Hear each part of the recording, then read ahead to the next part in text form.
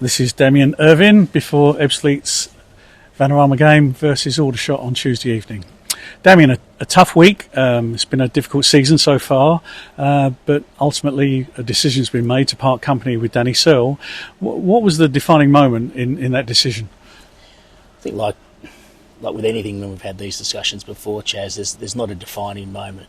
We work to a strategy and a structure from the start of the season, or when we enter into any agreement with management, players, whatever it is, in terms of what success looks like and whether things are working or not. And we mitigate for that always contractually, so there's not financial constraints on the club when these things happen, but also from a personal point of view and from and how that looks from a success point of view. So it's not a defining moment. I think we've always said that the first 10 matches of a season are defining.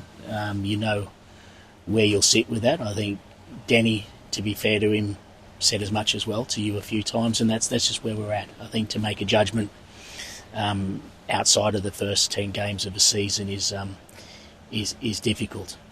I think it got to a stage after Saturday that the opportunity to turn that around or to make the first 10 game period look or be successful had gone, and that's the defining moment, if that makes sense. It's regardless of what we did over the next couple of games or the nature of performances, and I think Denny and his team were at a position where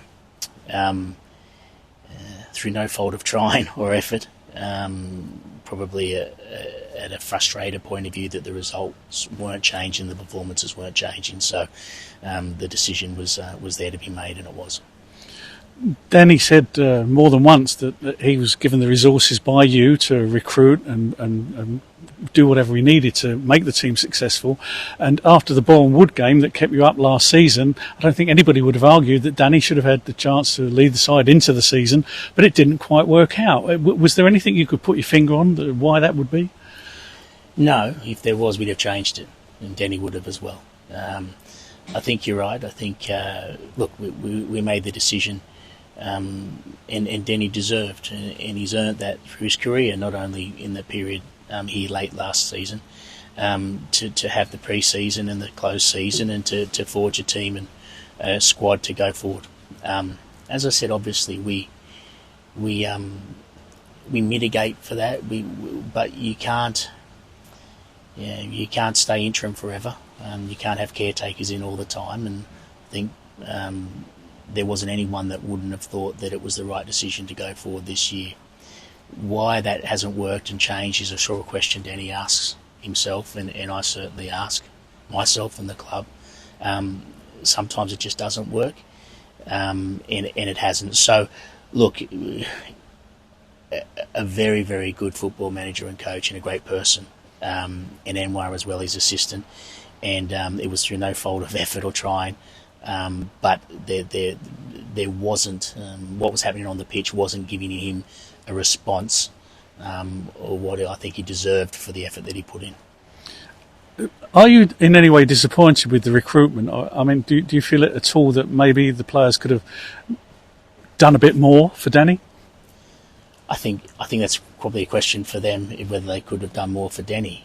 I don't think there's a player in that change room that feels that they've excelled by any stretch, and I don't think there's a player in the change room that feels they've put their best foot forward over the first 7 games of the season. And on that basis, you say whether recruitment was right or wrong. Until players are playing at their best or towards their best, week in, week out, that's a hard thing to ask. At the moment, players aren't performing to their level. Was the recruitment at the time of players that are good enough and ability to play at the level? Absolutely. Why they haven't been is the reason why Danny's not here anymore. We need to work that out and a new manager will have to put their finger on that and work it out. Now, if the responsibility is on the players to come up, no one's shirking that responsibility. I think they're all good people that understand, and they're disappointed in themselves, and they're disappointed not to have their manager here that brought them into the club or that kept them on at the club. So it hasn't worked. No one's shying away from that, mate. But the decision's been made now, and we have to move on. I know that one player really doesn't make all the difference, but you must be wondering how different things would have been if Rakesh Bingham hadn't got injured in that first pre-season friendly, because to have a fit Rakesh, as we saw last season, makes such a big difference to the Fleet way they play, doesn't it? It does. Were everybody else playing 8, 9, 7s, 8s out of 10s, and we were missing that little bit of Rakesh, I would agree with you. The fact is that there are enough players in this squad, all of them, who should be playing at a National League level or better, based on their demonstrable evidence from prior to coming, and their own actual abilities and who they are as people, and they'll need to dig deep to find their best and deliver it. It's very easy to be a player of National League quality from what you've done in the past. It's not easy to do it week in, week out when the pressure's on, and that's what we haven't seen in the first 7 games. We haven't seen that delivery, and we need to see it going forward. So starting to look forward, we begin with tonight's game against Aldershot, and the man in the dugout organising the team is going to be senior professional Josh Wright. And have you given Josh a specific brief for tonight, or what's the role Josh is going to play this evening? Well, he's here to lead. The team's been set up, and it's about individual performances and a team performance, not so much about the opposition tonight. And so what Josh has been excellent at, and all of the players in the change room have been excellent at taking accountability for this. They feel they haven't delivered for Danny and the management team and the club, by the way. They use the club often, not individuals, when they're talking about wanting to deliver and where they've failed to date to do that. So today's about them finding their performance.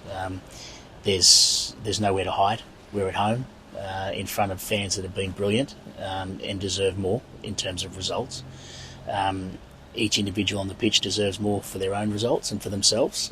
They don't deserve to be losing games in the manner they are, or to be booed off, or to that, but that's football and that's life, and they know their performances haven't been good enough on that. So today it's about themselves, and we could have potentially brought in a short-term interim, someone to set them up for tonight, given the change was only made yesterday, but this was about, and Josh has been brilliant around that and spoken to the players, this is about them. They're good enough, they have been prepared enough. It's for them to deliver that, and so Josh will be in the technical area. He's come out of the side to do that, and to lead them. He's been a good leader as a skipper. I think we've all seen that. He'll do that just to keep them on track and encourage them from the technical area, set up the strategy and things of that during the game. But it'll be about those boys out there on the pitch tonight and what they can deliver. Looking further forward, the recruitment process will begin to replace Danny Searle, and the last 2 managers, Danny and before that Dennis Coutry, but I don't think anybody saw those on the radar when you were looking to fill the post. And one would expect you to have a wide net that you're casting, and that you're not going to go down a conventional route of the usual suspects, and that you might come up with a name that the fans perhaps haven't considered. Yeah, that's never the intention. It's not the intention to go out and find a left field person. The intention is to find the right person for this football club, this playing group, for now and into the future. We always go into things with a long-term approach. I think if you're looking for a short-term fix, I think that undersells everyone and the club and the position and the person you're bringing in. So we'll be going to looking to make an appointment which is for the long term. Again, I reiterate, this isn't the first rodeo for me or the club and our board. And in football, length of contracts and all of that, it's all dependent on severance clauses. If it isn't working, you have to expect and plan for things that don't work. So it's not a financial decision. The decision we'll make going forward, will be on who's right for this club for the long term. We went through a process only in January around who might be the best way to go forward, and and Denny came in and did that. That's relatively recently. So the process hasn't just begun yesterday. We're always cognizant of who's out there, what's happening. People are always banging on the door and making themselves known. So the process has been, it's deep. It's gotten far more rapid the last couple of days, obviously. And there are a lot of people that want to manage this football club and their staff.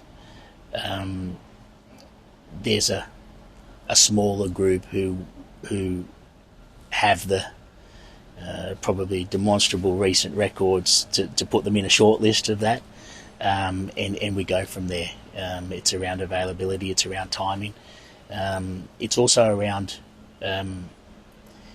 being right for this club in terms of wanting to come in and fight and rectify things straight away.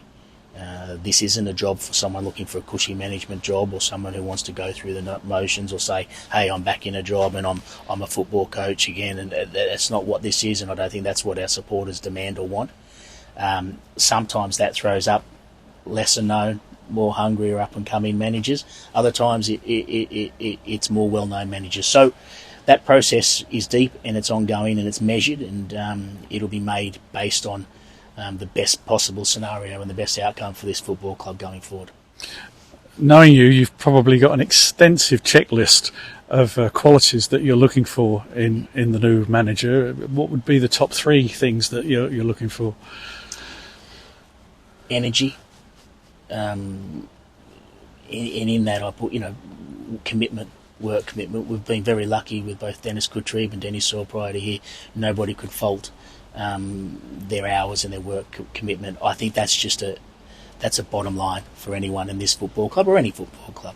One thing I've instilled here from day one is how lucky and privileged people are to be working for Absolute United or in a professional football club at all. That'll be number one. They'll need to be that. They need to have gravity and gravitas as a manager in terms of belief from the playing group that they know what they're doing. That sounds simple and silly, but that comes from their resume, from their background. Football's a small industry. People know who good managers are. Players talk, other managers and chairmen talk, and word gets around and who the up-and-comers are or who people that can make impacts are. So they have to have, they can't be somebody totally unknown that doesn't have the background. We have players from all over the pyramid. They have to know that their manager is aspirational and someone that they can look up for and learn from. And secondly, that they have to be a quality human. They have to be someone this club is proud to have managing the football club, and that they have to be in it for this football club. So that loyalty and commitment to be coming here for that right reasons, not for them, but to progress this football club. And what that looks like for a manager, if we get it right, the next tenure for a manager here might be very short, because they might well be somebody come in for them. So when I say loyalty and commitment to improve a football club, it can be a 10-year commitment, or sometimes it can be an incredible job for a 12-month period. I can't answer what that'll look like. All I know is that if we always go into it wanting that manager to be leaving on a high, because that's good news and we've made the right appointment. With only 1 point on the board before tonight's game, there's no point in hanging around, and I bet you've had your phone ringing off the hook and emails coming in from managers and their agents putting themselves forward. But in terms of your timescale, what sort of timescale do you put on the recruitment process? If the perfect scenario is someone we're in tonight or someone's in the morning, because that's the best for everyone. We can pick up where from where we sit, and we can move forward and rub out the first 7 games of the season and start afresh. That's the perfection. I don't like to suggest where that might be and where that might land, Chaz, because there are so many variables out of our control on that. There's not only paperwork, but there's people might be in situ somewhere else. There might be location issues and things, but I'm confident in the process. I'm confident in where we sit at the moment with it. around some very good choices, and I'm confident that at the moment it rests with us as to how soon that person will be in situ. Well, it's going to be interesting tonight for the game against Aldershot. I'm sure the fans are going to be looking around the ground to see which managers are sitting in the seats and trying to work out whether they're here scouting, visiting, or whether they're contenders. But you've obviously got the process well under control, and good luck in the recruitment process. Thanks, Chaz. Appreciate it. Cheers.